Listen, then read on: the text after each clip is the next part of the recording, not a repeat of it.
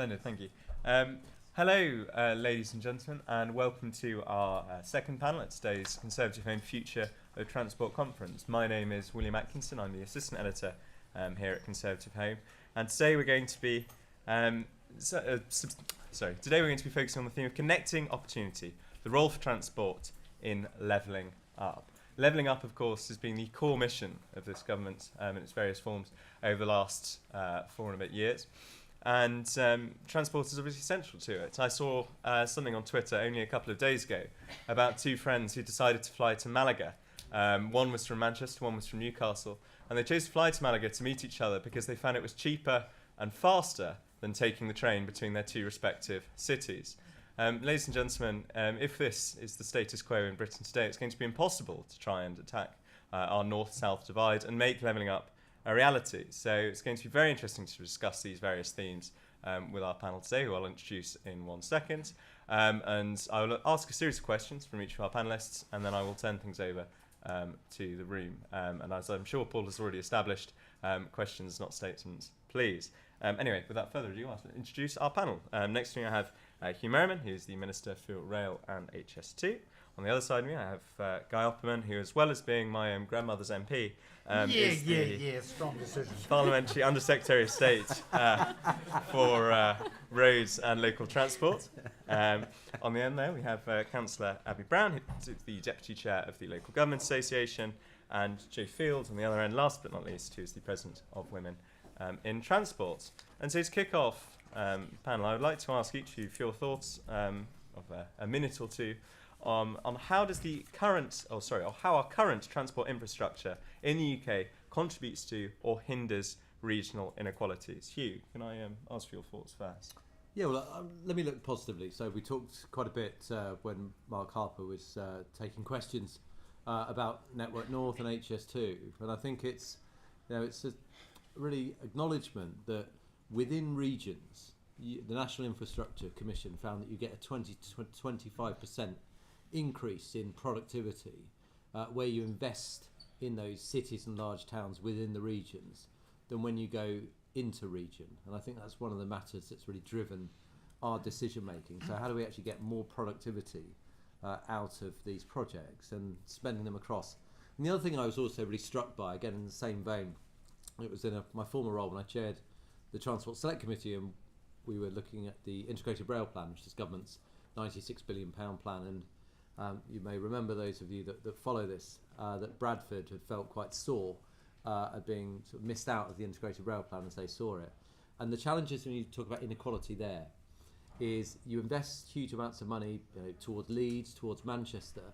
The concern Bradford had was that not only would they not grow, but actually they would decline because their businesses would relocate. So I think it's really important that we focus on the entire geography rather than just parts of it, and then obviously you end up with winners and losers. And what we tried to do with the Network North decision, the Prime Minister instrumental in this, was to ensure that all of those regions would receive monies, not just projects that were listed that made sure that the regions were actually had projects within that were named by government.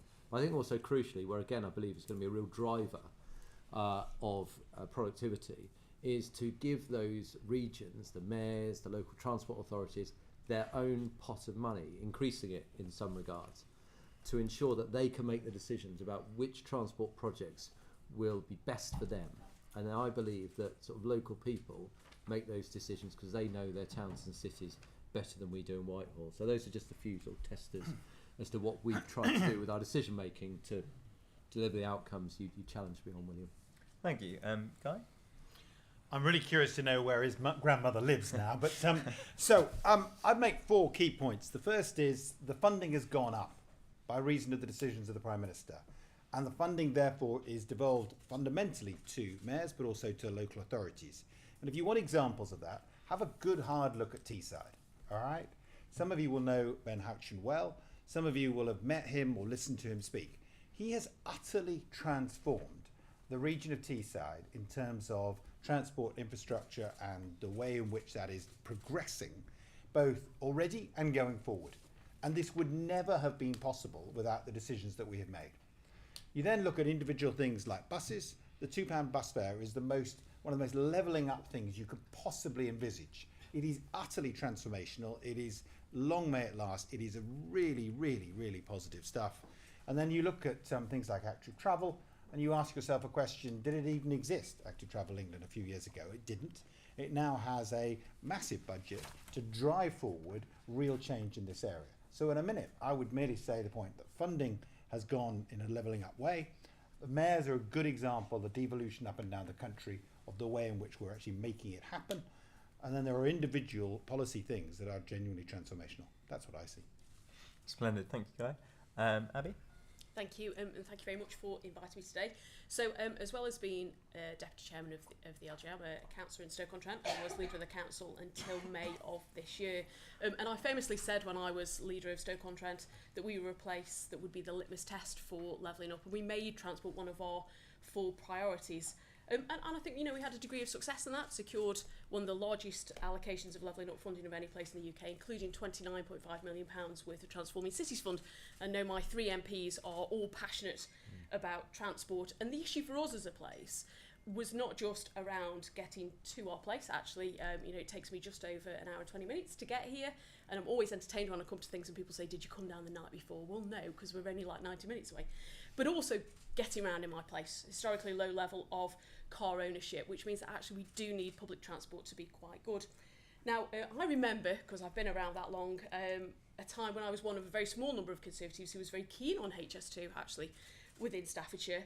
And of course that's moved away, and now we've moved on to Network North, and obviously that opportunity to rephase, I guess, a lot of those things that I was championing, which is great, actually. Seeing a station being developed down the road, hopefully from my house under my own MP, Jack Brereton, which is great. And I think there is nothing to knock from a local government point of view about those opportunities for tangible change that are being influenced by local residents, and of course as a big localist think that is absolutely fantastic. But we have more to do, particularly for those places who are not moving forward with devolution deals. How do we truly empower those local transport organisations? But equally, I do think there's a big question around the need at some point to return to strategic infrastructure too, particularly for cities like Stoke-on-Trent, where we do see a significant number of people still want to move around the country. As I say, we're really well connected, but actually I think investment there is something we also need to have on the horizon.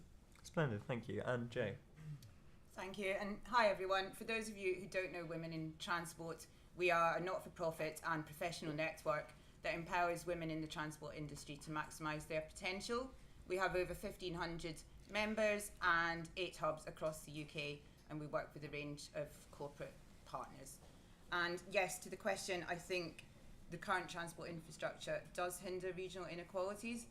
Some of the things our members in the north say, for example in the northwest, our members say that more frequent and reliable trams into Manchester would be really helpful, but also it's about connectivity between cities, so connectivity between Manchester and Leeds, for example, and our members in Yorkshire talk about having hubs to connect up the towns and cities in the north. I think it's also important to talk about transport-related social exclusion, and there was a Transport for North report in 2022, I think it was, that said 3.3 million people are at risk of transport-related social exclusion, and women actually bear the brunt of this because women are more likely to trip chain, as we call it in the industry. So that is where you might, for example, walk to drop your children off at school, or drive to drop your children off at school, and then go and catch a train or a bus to work, and perhaps pop off at the shops on the way back, and also picking your children up. So if you have poor transport connectivity or unreliable services, that impacts women more than men, and women are then much more likely to not access paid employment as a result of that. Thank you, Jay. And so now I'm going to ask each of the panel an individual question. In Q, what measures are being taken to ensure that rail transport remains both affordable and accessible to as wide as possible a range of the population? Well, I think if you look at the investment since 2010, £100 billion has been invested into the railways. And it's interesting, I remember writing an article for ConservativeHome some years back. I'm talking about the positives of privatisation, which not everyone agreed with at that time, but what was indisputable was that at that point, passenger numbers had doubled under the private franchising model. And also at that time, I think there was around about 200 million surplus that was being paid in from the railway companies, the private train operators, into Treasury coffers. You reverse that, and what we've seen in the financial year 22-23 is a 12 billion subsidy, and that's £420 per household that the UK taxpayer is now paying in. So I've just sort of set the scene that everything has changed post-COVID. People are working differently. They're not travelling any longer. So again, if you look at Southeastern, the sort of one of the busier commuter lines, about 30% of their annual season tickets remain compared to pre-COVID days. So obviously that's brought a real financial challenge to the railways. But notwithstanding that, we continue to invest.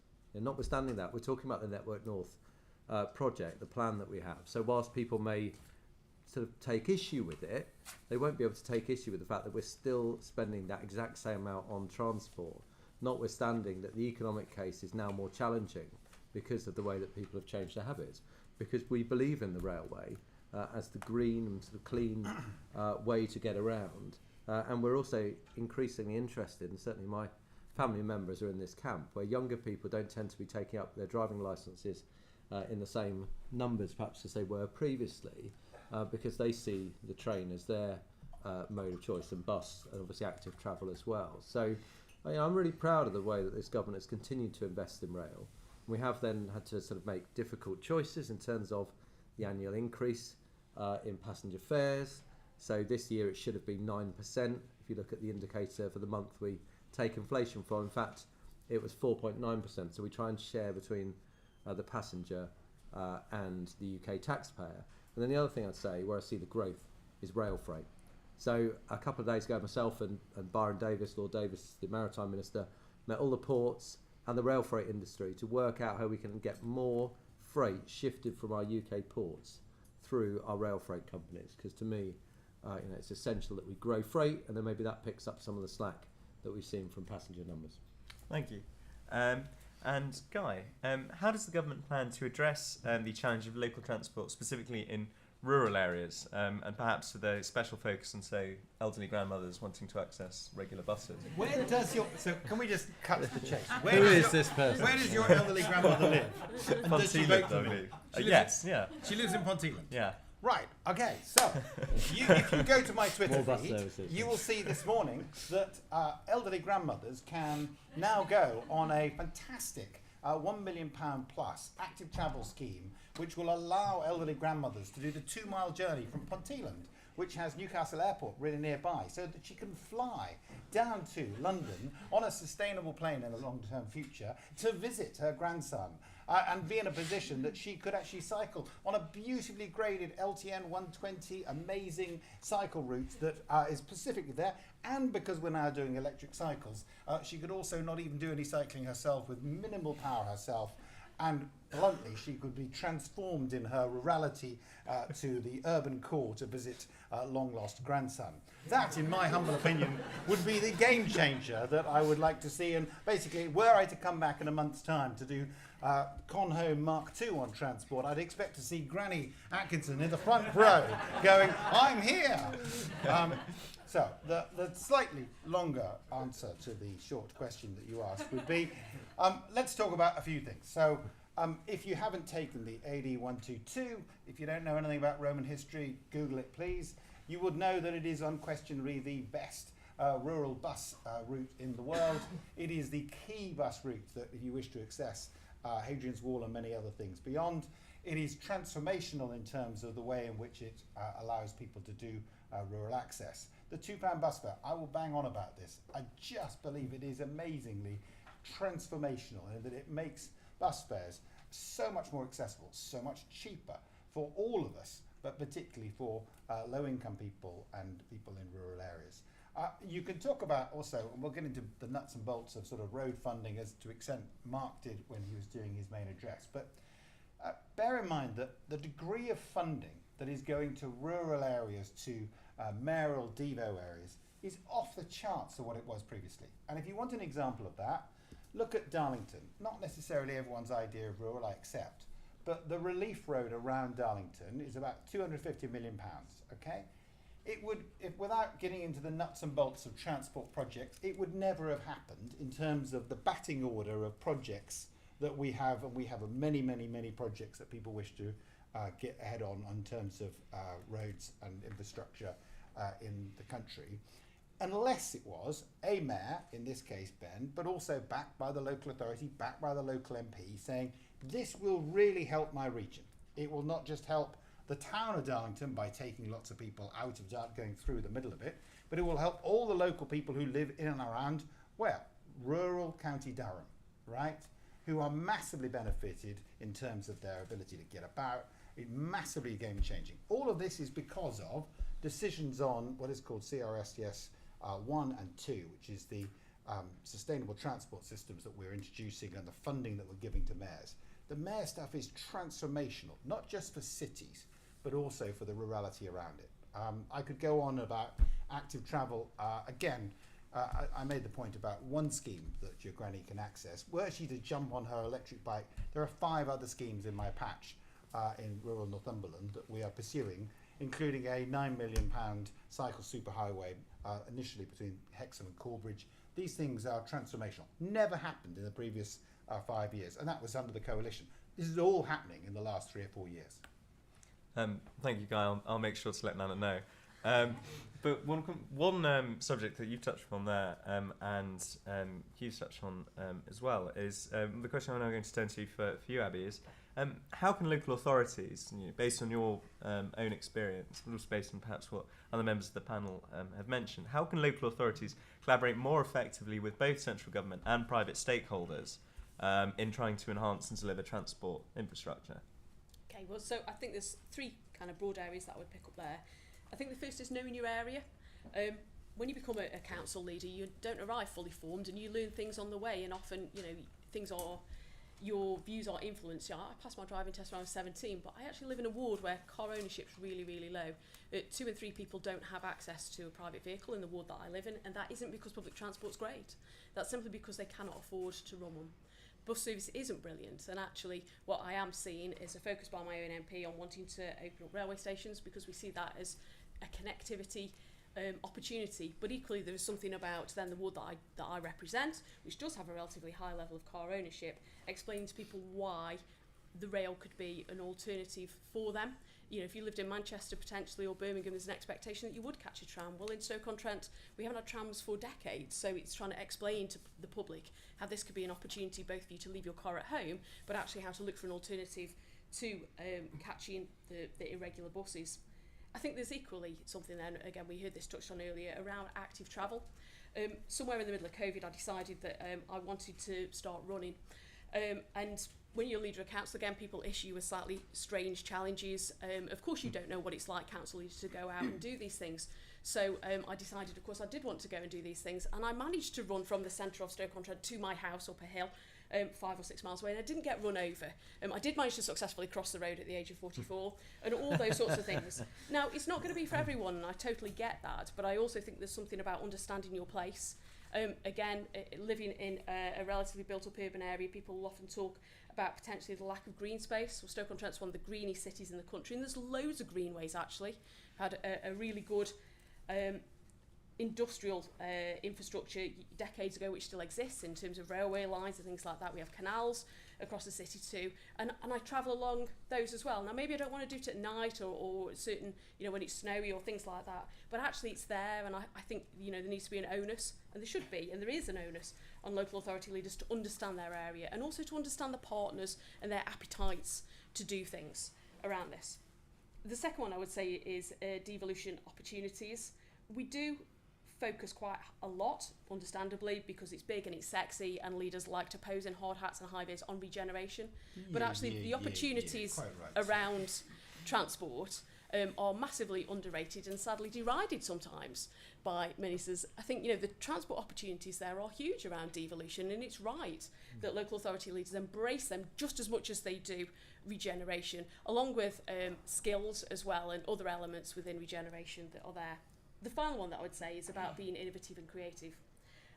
I've had the benefit of working with 3 fantastic Conservative members of Parliament when I was leader of a council, and had the opportunity to come right into government and champion my brilliant city. But I've also, as somebody who's really passionate about local government, had the opportunity to influence government. So don't believe that as a local authority leader, you cannot get into the heart of government and you can't pitch your ideas and shape things. The government's devolution agenda is really exciting and interesting, but I think there's absolutely nothing wrong with people like me saying that's really interesting, but I'd like to do it slightly like this, please. And I actually got traction doing that as well, multiple times to do it. So I think there's something about local authority leaders feeling that they've got the agency to pitch devolution in a way that they want to, whether it's around new structures or takes around that. I think there's also the opportunities around linkages of things that we are seeing on a national stage, whether that's, for example, tourism with the government's new agenda around destination management partnerships that are coming forward, whether it's in terms of business as we see the end of LEPs and where that gets subsumed into local authorities, whether it's around business improvement districts, economic development. I could go on and on in terms of the opportunities that the government has given us to link up transport to these new opportunities that local authorities and partners are often the key stakeholders in. And finally, and I've already touched on this a little bit, campaigning, heard about Teesside Airport. I firmly believe that my own MP Jack Brereton was a big driver for the government's Reviving Your Railway scheme by just simply lobbying about something that was really important to where we were. And similarly, another scheme that I'm very well aware is the A500, A50 corridor that runs through Stoke-on-Trent and across to the East Midlands. Again, it can be hard work to do all these things, but it is ultimately incredibly satisfying to see schemes that you've taken from being an issue that's raised on a few doorsteps right the way up to number 10 and into Parliament. Splendid, thank you, Abby. And again, last but not least, Joe, I think one thing that struck me about the Secretary of State's interview with Paul earlier is that he pointed out, of course, that when we think about transport, we perhaps disproportionately think about people like rail commuters, when the vast majority, of course, journeys are actually taken by car, they're taken by other forms of transport. And obviously, you know, with your particular focus and your particular role, how would you say that we can ensure transport policies are delivering for everyone's needs, not just sort of narrowly focusing on sort of small specific groups, but actually, as you say, you know, especially helping those who might take several different forms of transport in a single day? Sure, that makes sense. And I do think one thing to say about rail, though, is that rail is actually one of the industries that has bounced back from COVID. And according to latest statistics from Railway Industry Association, rail passenger levels are now at 98% of pre-COVID levels. And when you compare that to something like bus that is still struggling to get passengers back, and I think that's why the £2 fare is really welcome. But in terms of how you can make sure transport policies meet everyone's needs, the really important things to do are consulting your communities, and your point, Abby, about knowing your area, that's really important because local people know their areas. They know what transport schemes they need. They know what transport will work for them. So it's working with your communities, consulting them, engaging the groups that represent your communities, so business groups, women's groups, disabled people's organisations, making sure that you're covering all the protected characteristics and the intersections between those protected characteristics. And then also, very importantly, we should mention workforce diversity, because the transport industry is only, the workforce is only 1/4 women. And if you've got, you know, transport is used by everyone. We all use transport, different forms of transport. So you will deliver much better for your customers, and transport is a customer service industry. You will deliver better for your customers if your workforce is representative of the customers using it. Splendid. And as somebody who recently had the pleasure of taking his girlfriend to the London Transport Museum, I can confirm that it doesn't matter which sex you are, you can get an awful lot of interest and enjoyment out of our various transport networks. And so now I'm going to open up questions to the audience. As I say, the usual refrain about questions, not statements, please, but I've seen already that we seem to be very good at keeping to that in this room. So, who'd like to go first? The lady in the second row here, please. Oh. So we're sort of equally placed betwixt microphones. Very keen. Milda from Railway Industry Association again. I have a question to the Rail Minister about the rail ticketing reform. So when the GBR was announced, it was considered that potentially this Great British Railways could be the central place for selling tickets, and now the decision has been taken away, saying that the government is no longer pursuing that. What is your vision for reforming railway ticketing and fares? Well, this gives me the perfect opportunity to become the salesperson, because today is the start of the Great British Rail Sale.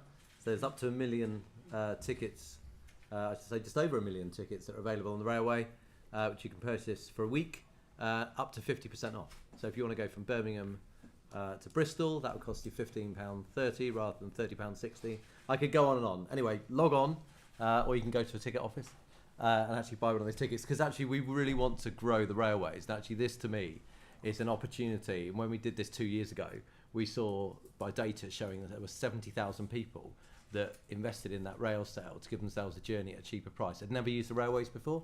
So that's where we're really determined to try and find ways to grow our railway. And you are right on ticket simplification. I think if you look at London, it surrounds where you've got simplicity, pay as you go, then people trust the price and they just tap in and tap out. It's straightforward. Now to do that, you then actually have to baseline your pricing. And of course, there are always losers as well as winners. But we have rolled out an extra 52 of those stations into the southeast, and we will continue to roll out more. It was an election manifesto commitment. Now, before anyone says, well, hang on, what about the rest of the country? As part of the devolution deals that Guy was talking about, we have put money towards pay-as-you-go projects into the West Midlands and Manchester, and just written to both mayors about that in order to get that moving as well.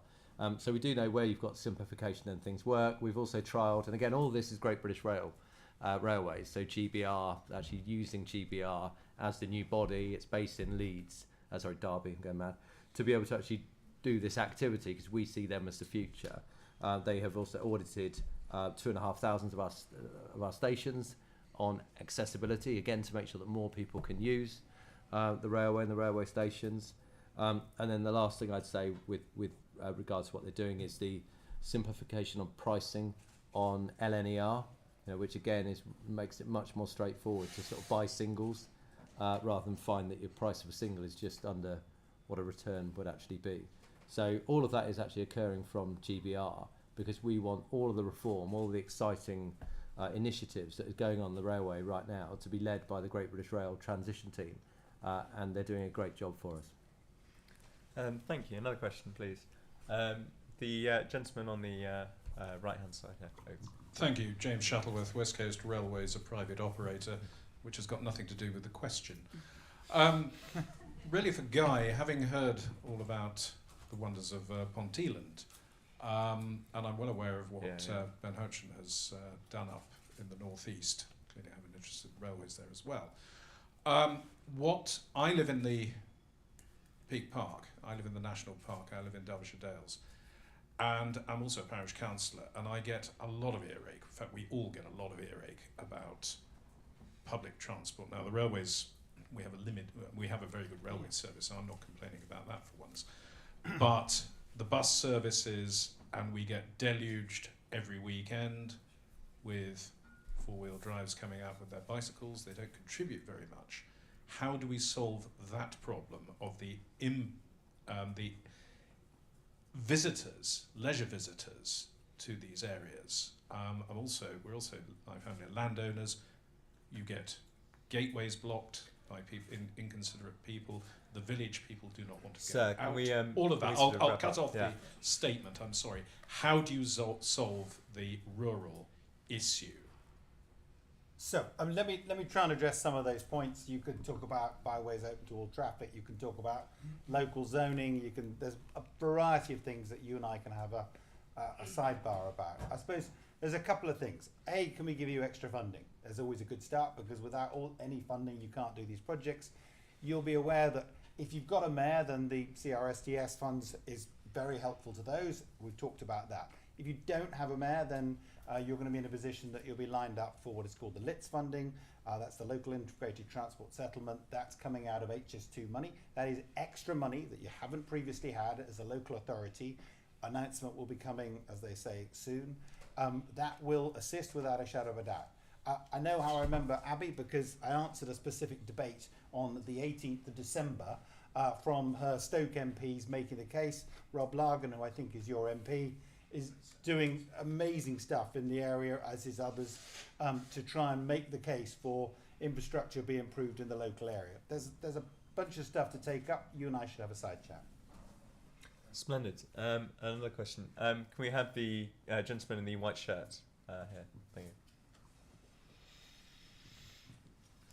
Hello, Jack Richardson. I'm a freelance journalist. It's an interesting panel talking about how transport can actually drive levelling up, particularly in terms of wider economic benefits. But I'm interested in something else. We talked about the Procurement Act earlier and how that talks about most advantageous rather than most economic.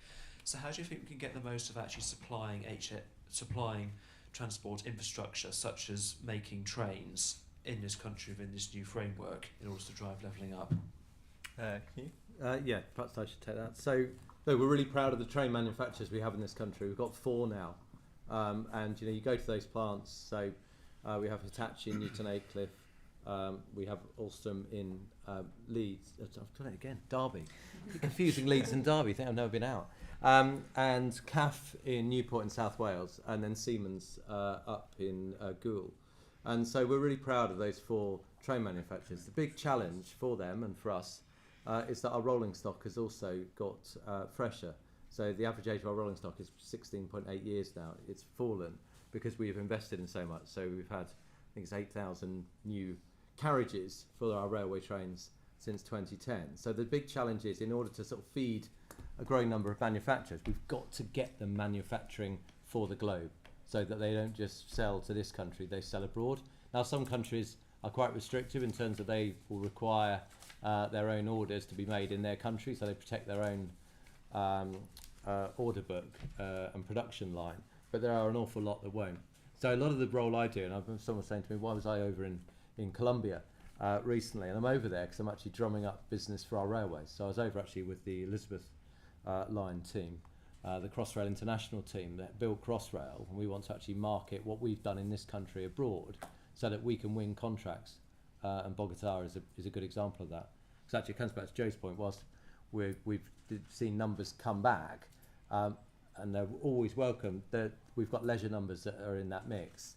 So we're still about 20% down in terms of revenue where we were pre-COVID. So we want to make sure that we're investing in railway, but also in our manufacturing capability. So we should be really proud. We've got 4 amazing manufacturers. We just haven't got as many orders domestically, albeit the HS2 order, because phase 1 is going ahead 140 miles, will be great news, obviously, for 2 of those manufacturers that did a joint bid and succeeded. Can I add 2 very quick points, which is, first of all, on procurement, give long-term funding. So the 8.3 for road improvements and the like is local authority funding over 8.3 billion over 11 years. The beauty of that is, as I spoke to Kent County Council only last week, they're able then to invest in very funky bits of kit like the Pothole Pro, manufactured in this country by JCB, because they know they've got that enhanced funding over an 11-year period, and effectively you can buy the thing on a long-term basis. Can't do it if you're stuck to same old budgets. This transforms the local authority's budget in terms of how they can do it. The second bit is have long-term projects which we can then get people to buy into. The easy example is zero emission buses. So we are phasing out diesel in a whole bunch of ways and petrol consumption in a whole bunch of ways. But if I'm a bus manufacturer, I know that coming this way over the next 5, 10, 15 years, commissioned and helped by the DFT, is zero emission buses. So I can really commit longer term. I have to compete with other people in this country, that's true, and I've got to compete internationally. But I know that this country is going to commission a whole bunch of stuff so that longer term we're all going to be going on zero emission buses. That allows me the strategic thinking, the planning, and the ability to invest. Those are 2 other examples. Splendid.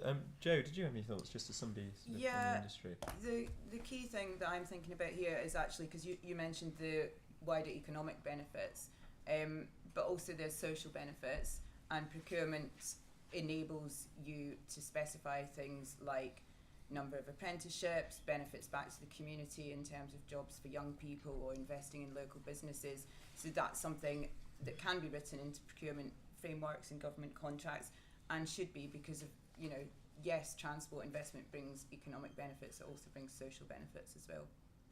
Splendid. Thank you. Can we have the lady up there towards the back? Yes, thank you. Hi, I'm Caroline Whitney from the Community Transport Association. So community transport and community-led transport could be at the heart of levelling up transport in many areas, particularly our rural communities. I'm sure Nanny Atkinson uses community transport quite regularly. There's a dial-a-ride, yeah. But the challenges that we're seeing as a sector is that we aren't embedded and we aren't recognised, and the value isn't truly understood. The £2 cap scheme actually is a thing for me, because unfortunately many dial-a-ride schemes, community transport, were made ineligible. So what we've ended up with is a scheme that actually, for people with access needs, they have to pay more for their transport than others. And that's really something we want to try and address and work with government to do. So my question would be to the panel, actually, what more can we do to ensure that community-led transport and community transport is valued, understood, and is at the heart of transport planning moving forward? Thank you. Guy, I'll ask for your thoughts on that in a second. But first, Abby, I mean, do you have any sort of similar experiences from your time in local government? I'm going to say no, because actually Stoke-on-Trent is a very tightly drawn city where, in general, there's not necessarily been the opportunity for that to come forward. But I think, on a broader footing, I don't lead a council any longer. I do things for the LGA, and I spend a lot of time, I guess, reflecting on maybe the things that I would have done differently. I like to think that hopefully I was a fairly consultative council leader, but I think the opportunity for community transport organisations to engage is something that I would encourage you to do, and to encourage your members to do. Councils are like MPs. There is a turnover period in this, and you're only as good as what you're told. So really, the opportunity is there to get engaged. It's not always necessarily obvious how you do that, but I think ultimately we are only as good as the information we receive, or equally the opportunity sometimes that pointed out either by yourself as a lobbying organisation to councils, or indeed by local organisations directly to the council or to the ward council or to the council leader or the cabinet member, and so on and so forth. So I think there's an opportunity there to raise awareness yourselves through that engagement. Thank you. Guy? I think yes and yes to valued and understood.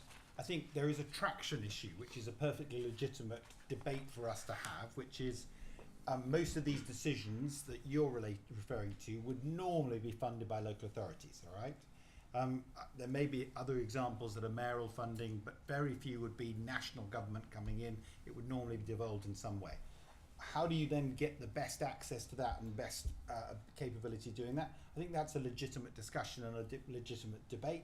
There are very, very, very good examples, and I think there is good evidence that dial-a-rides are fantastically good things, and the way that, for example, bus transport is changing is very different in terms of how it was 5 or 10 years ago in terms of the local accessibility in certain towns. I represent pretty much the most rural community in the whole of the country. I have 61,000 voters, but well over 600,000 sheep.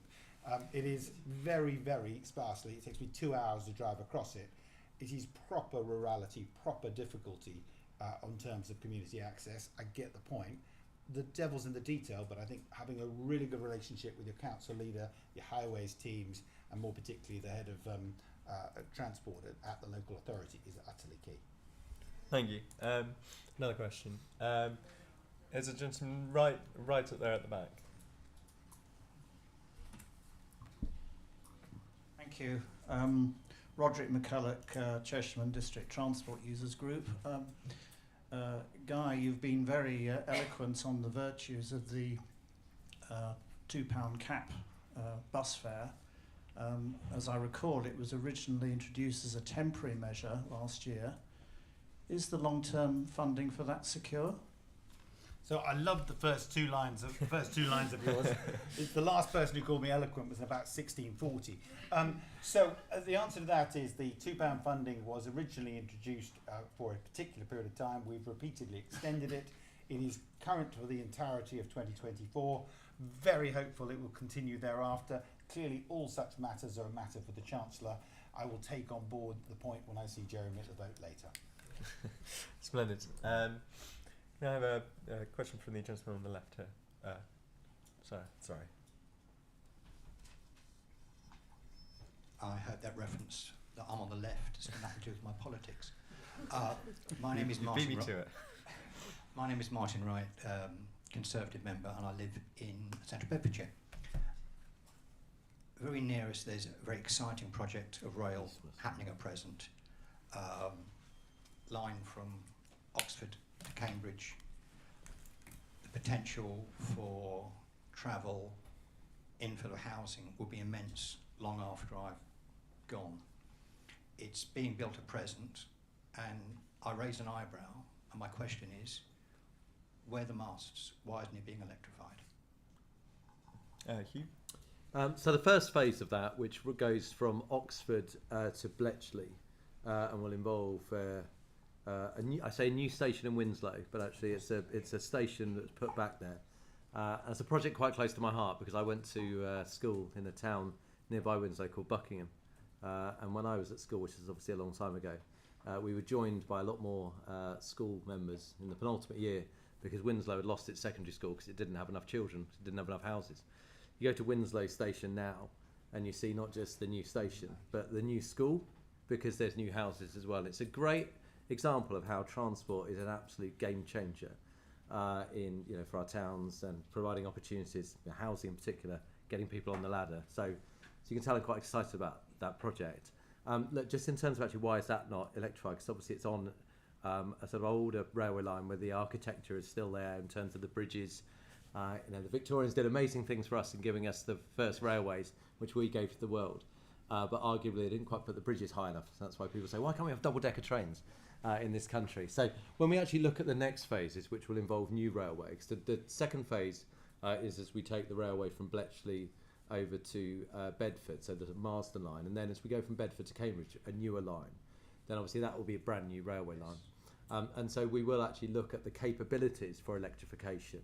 And then the other thing which I'm interested by is the future is just quite extraordinary in terms of, will we need the expensive overheads? You know, one of the challenges for Network Rail is it's around £2.5 million of electrification per kilometre, which is expensive. Obviously, the more you do, the cheaper it goes. Almost 75% of the journeys that passengers take on the railway are electrified because the most popular lines are electrified.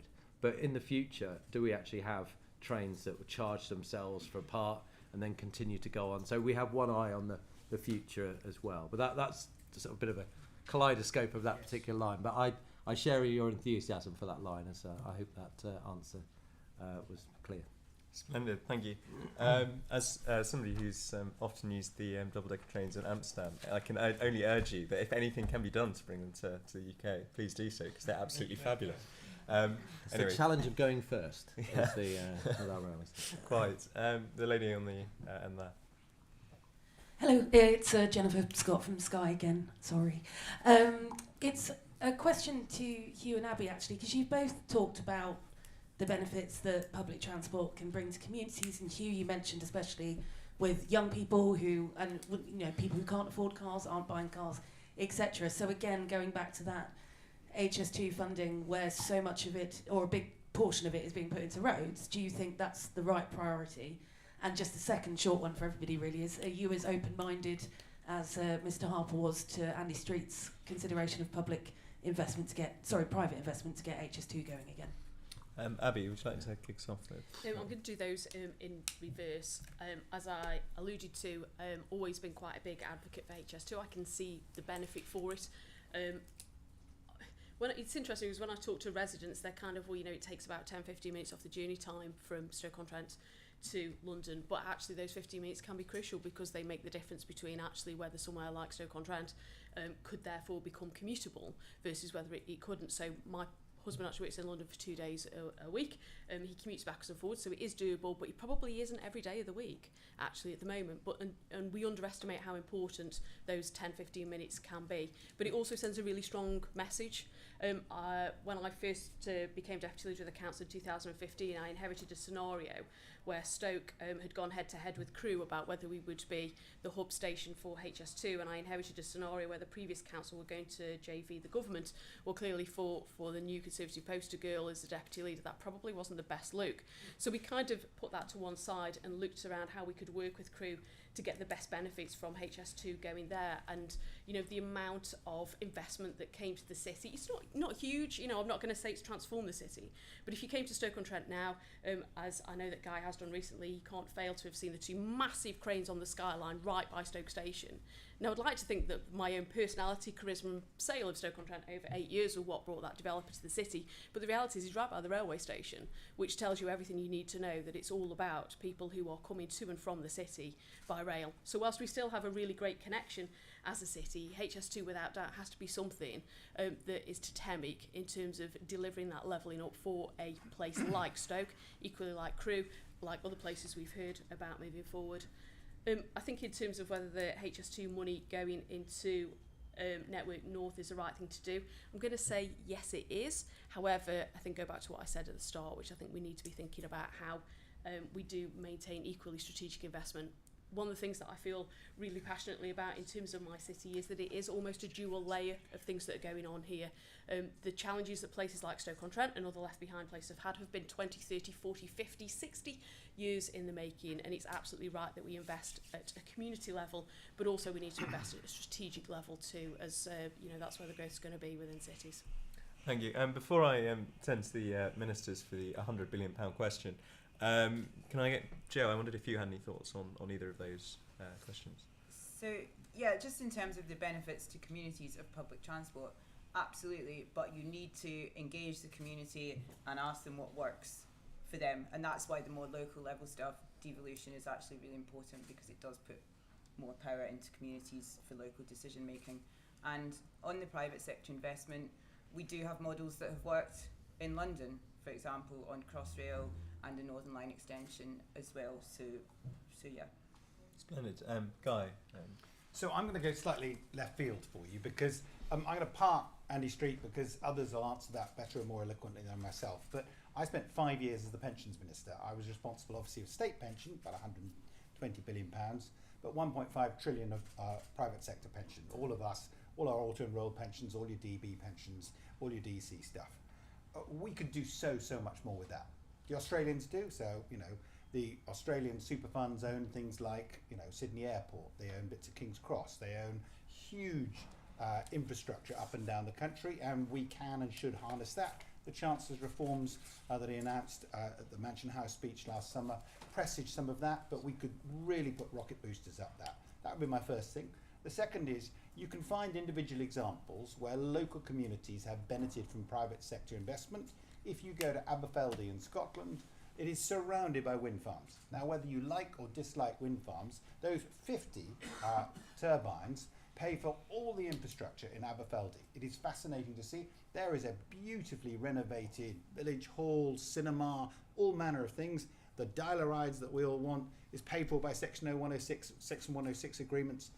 We could do that way better, so that when your housing development comes in, the community transport people are then bidding for some of that private sector cash, rather than it necessarily going solely on, for example, housing infrastructure in other places and things like that.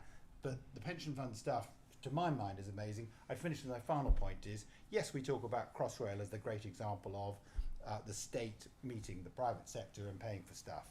But other countries do bonds. They take precepts from council tax and utilise that and put a penny on your council tax to pay for local infrastructure and things like that. We don't do that nearly as much. In my opinion, we could easily look at examples of that. It's a good international example of how we would be transformational. Thank you. And Hugh. So Jennifer, yeah, 2 points: roads, and then being open-minded. So I mean, on the roads front, I mean, I'm sort of fully multimodal. So I tend to either drive to my station or I ride my bike to the station, and then if I'm riding my bike, I bring my bike up to London and use that, or I cycle around the constituency for work. But I use my car sometimes. I haven't really seen much of the ministerial car, because I always try and walk or cycle everywhere around London, because I'm a big, because I need it. That's the whole thing. I think everyone should take up active travel, not just for the environment, because actually in my instance, because of my waste. So we need our roads, and the fact is that, you know, if I cycle on the roads at the moment, or indeed when driving, even the couple of miles to my station, then I'm afraid to say the potholes are so vast. It's an S-bend series of. It's really dangerous because people are just avoiding it. You'll all have similar stories from your local road network. The weather's been really unkind to the road network, so I absolutely understand the need to take some of that money and put it across. The most important thing is it's all being spent on transport, and transport is, everything should actually feed into each other's system. So I see all modes as being positive in that regard. In terms of being open-minded about what the mayors are bringing forward, so as Mark was rightly saying, we meet the mayors on a regular basis. I mean, later on this afternoon I'm going to be chatting to Andy Burnham about one of his stations, actually with a Conservative MP, James Grundy, and good cross-party coalition agreement on what they want to do with Goulburn Station. Tomorrow I'll be meeting Steve Rotherham, so we meet and engage with them all the time. And obviously that's something that they're actually pushing forward. The other thing I should say is that, again, as a Conservative, I always welcome private sector investment in the railways. It's something that we're looking at in Heathrow, and we've seen, for example, with HS1. But our plan is clear. So they may have something else that they want to actually bring forward. We'll see what that is. That's their proposal. Our plan is that we're not taking HS2 further north. Eventually, we will then look to sell that land off. So, we'll need to make sure that what we're doing is not, there's no overlap in terms of what other people actually want to take to do themselves. That is our plan, and then we're going to invest in all these projects across the north that and the Midlands that I just believe ultimately will deliver more regional growth to every part of the country that needs it. Splendid, thank you. And I think that's about all that we've got time for, ladies and gentlemen. So thank you very much for listening. And can we have a hand, please, for all of our panel? Thank you. Thanks, William. No worries. Thank you very much. Cheers. Really great. Cheers. Thank you.